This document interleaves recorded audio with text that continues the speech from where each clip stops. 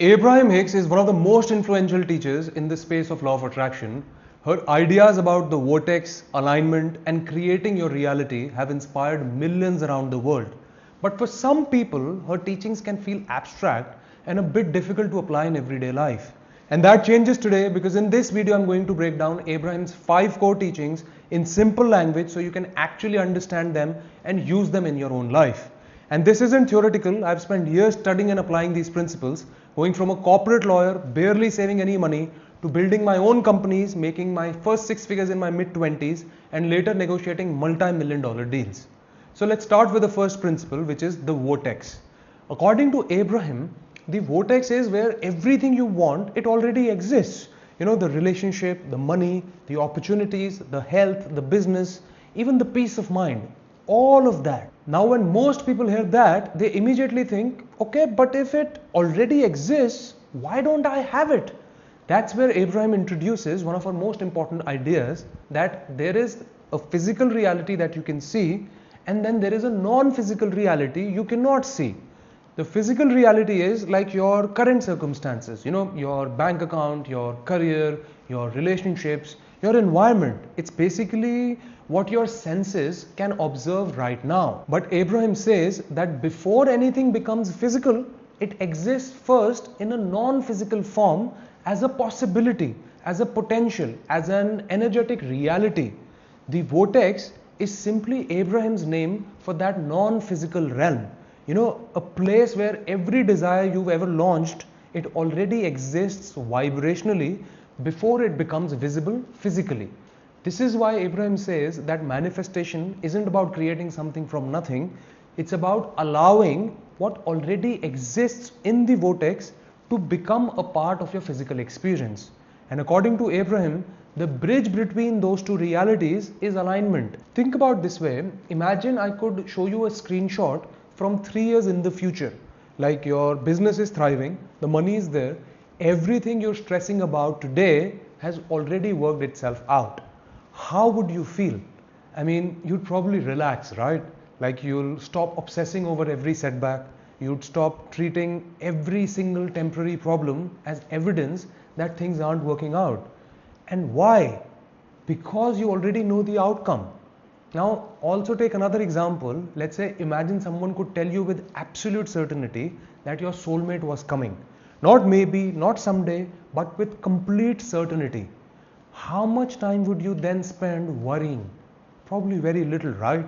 You'd relax. You'd stop wondering whether it's going to happen. You'd stop searching for signs every single day. Again, why? Because you already know the outcome. And the key is you would start thinking differently. You would start feeling differently. You would even start acting differently. You would begin behaving like someone who already knows the future is working in their favor. According to Abraham, that's exactly what alignment is. Feeling the emotional state of someone who trusts that what they want is already becoming available. Not pretending or faking it, simply becoming emotionally aligned with the reality you're trying to create before it becomes visible. Because when your thoughts, emotions and actions, they begin matching the future you're asking for, you stop resisting it. And that's when the vortex, it stops being an idea and starts becoming an experience. The next concept is inner being. And while Abraham explains it in spiritual language, the core idea is surprisingly simple. Your inner being is a part of you that sees the bigger picture when you can't. That's it. Think about your own life. Can you remember something that, let's say, felt like a huge problem years ago?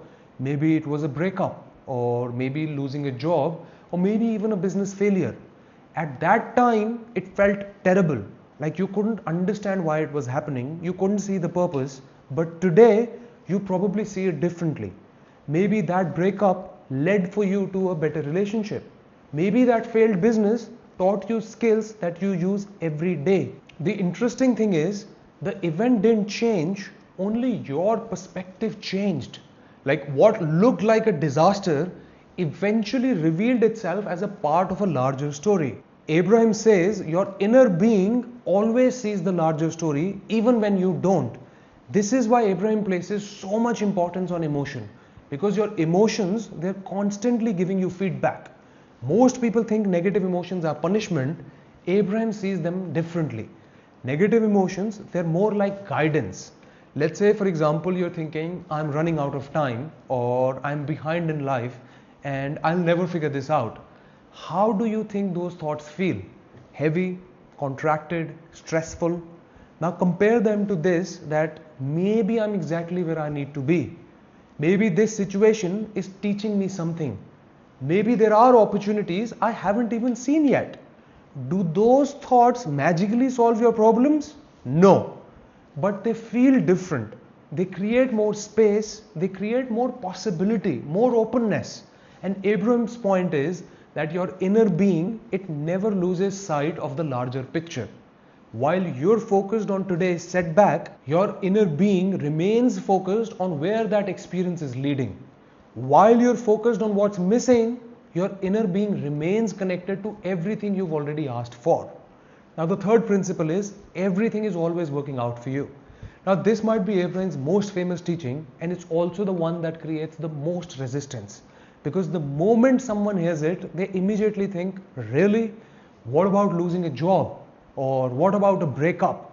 What about getting rejected? What about something going completely wrong? How can all of that possibly be working out? The answer becomes clearer when you understand something Abraham teaches over and over again, that contrast creates reality. In simple language, you often discover what you want by first experiencing what you don't want. Think about how many important decisions in your life came from dissatisfaction. Maybe you started a business because you hated your job. Maybe you improved your health because you got tired of feeling exhausted. Maybe you learned boundaries because someone crossed them.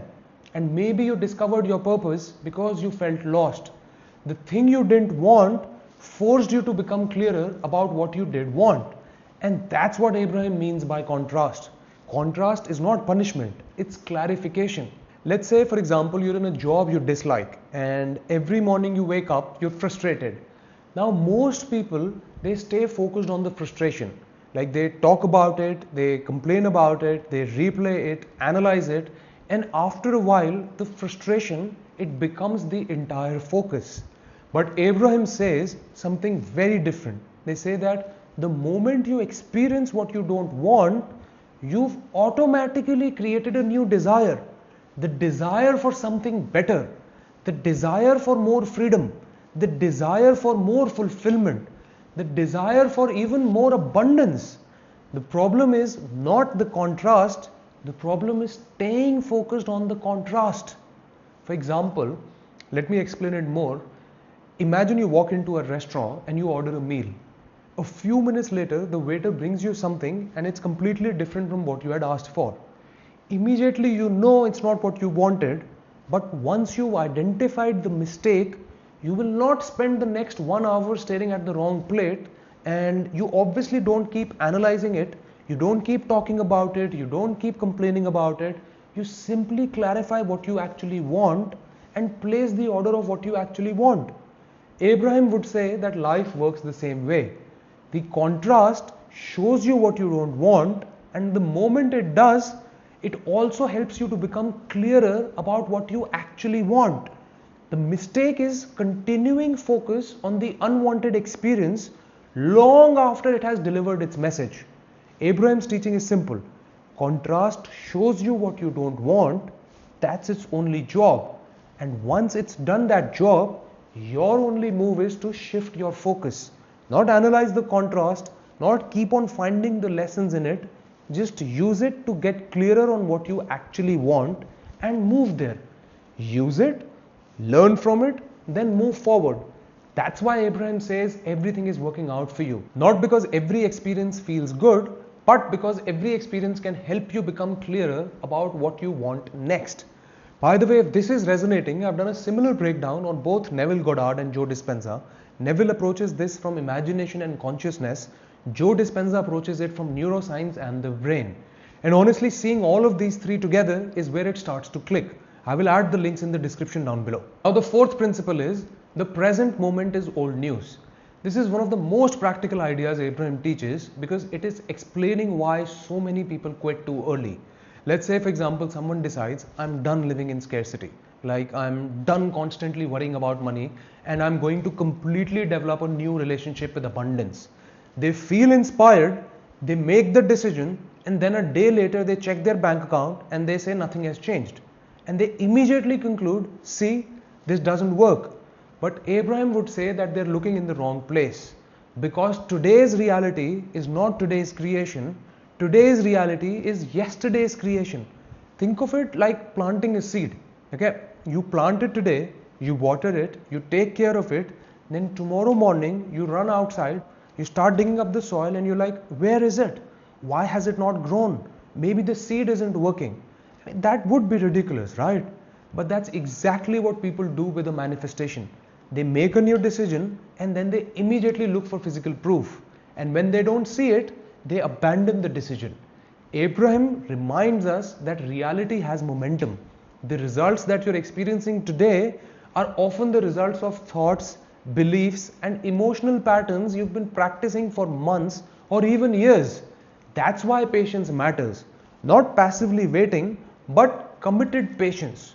For example, let's say you've spent 10 years believing success is hard, or like people like me don't get lucky, and I always struggle. And then one day you decide to think differently. That's very powerful.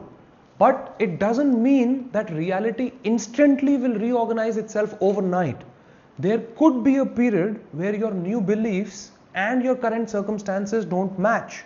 And that's where most people quit, because they use their current circumstances as evidence that change is not happening. Abraham says that it's like reading yesterday's newspaper and expecting tomorrow's headlines. The present moment is old news. It's a reflection of what you've been broadcasting. Now what matters is what you're broadcasting now. So the next time reality doesn't immediately reflect your new decision, don't panic. Stay loyal to the new decision, stay loyal to the new story, stay loyal to the new identity, because eventually reality catches up. And when it does, it often looks sudden, but in reality, the change has started long before anyone could see it. Now the fifth principle is upstream versus downstream.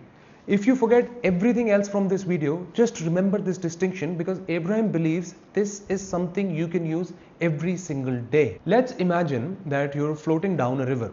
When you're moving with the current, everything feels easier. Like you don't have to force it, you don't have to fight it, you simply move, and that's downstream.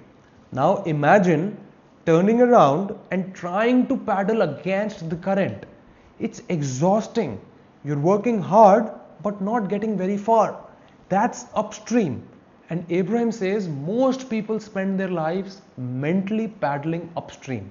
Not because of their circumstances, because of their thoughts. So for example, thoughts like this will never work, or I'm too late and I'm not good enough, or nothing ever changes, those thoughts, they create resistance, they create tension, they create this emotional struggle. And the interesting thing is, most people think the solution is to force positive thinking.